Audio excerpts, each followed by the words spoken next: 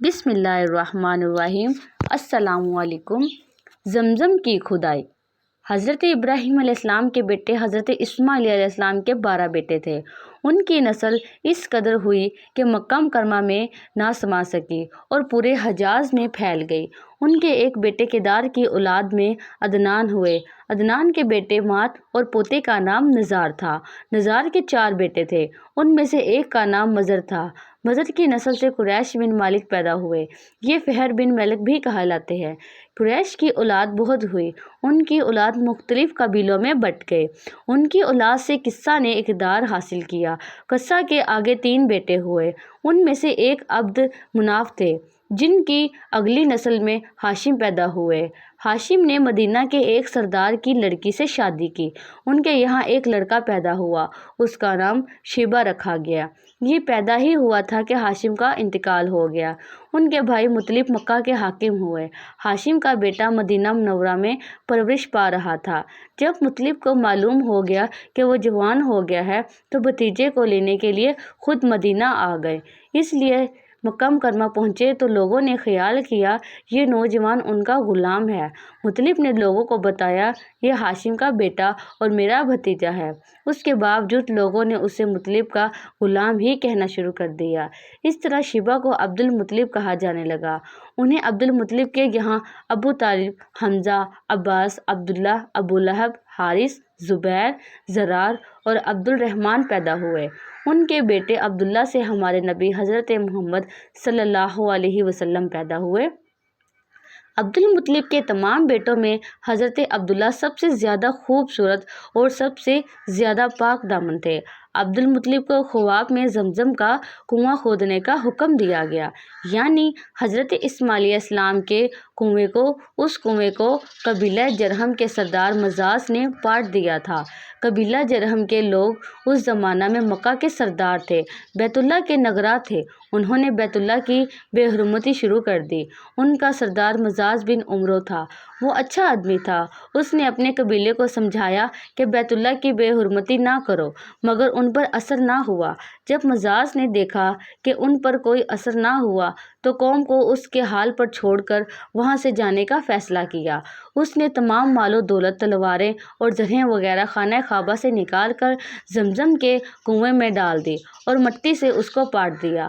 کنویں اس سے پہلے ہی خشک ہو چکا تھا، اب اس کا نام و نشان مٹ گیا تھا۔ مدتوں یہ کنواں بند پڑا رہا۔ اس کے بعد بنو قزا نے بنو جرہم کو وہاں سے مار بھگایا۔ بنو قزا اور قصا کے سرداری کا زمانہ اسی حالت میں گزرا، کنواں بند رہا، یہاں تک کہ قصہ کے بعد عبد المطلب کا زمانہ آ گیا۔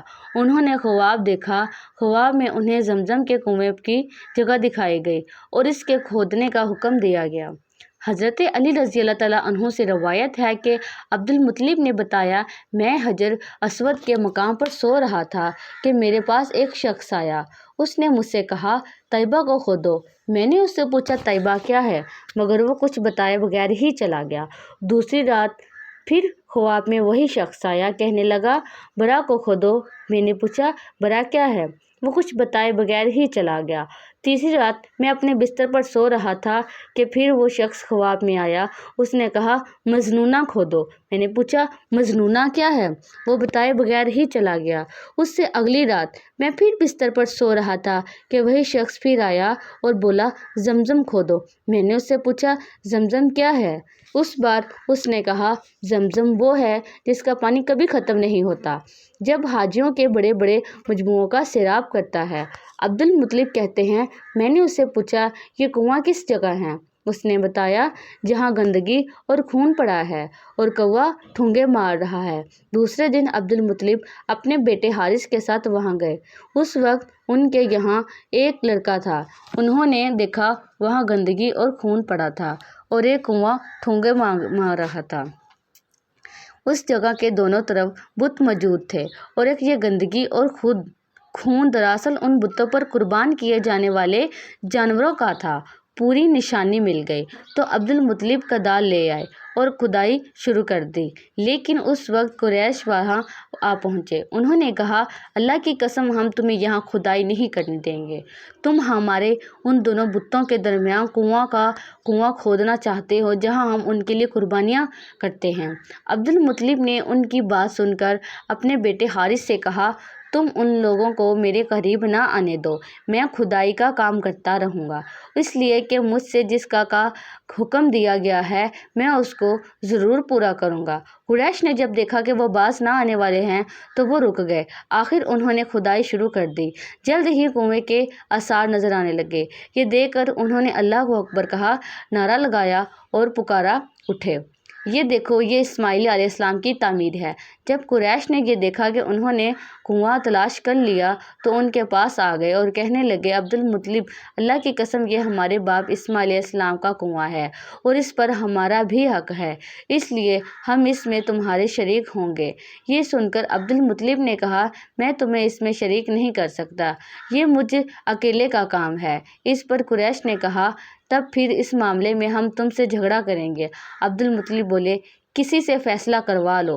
انہوں نے بنو سعد بن حزیم کی کاہنہ سے فیصلہ کروانا منظور کیا۔ یہ کاہنہ ملک شام کے بالائی علاقے میں رہتی تھی۔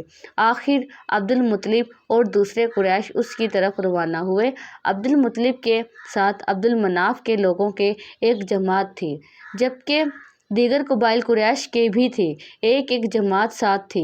اس زمانے میں ملک حجاز اور شام کے درمیان ایک بیابان میدان تھا، وہاں کہیں پانی نہیں تھا۔ اس میدان میں ان کا پانی ختم ہو گیا، سب لوگ پیاس سے بے حال ہو گئے تھے، یہاں تک کہ انہیں اپنی موت کا یقین ہو گیا۔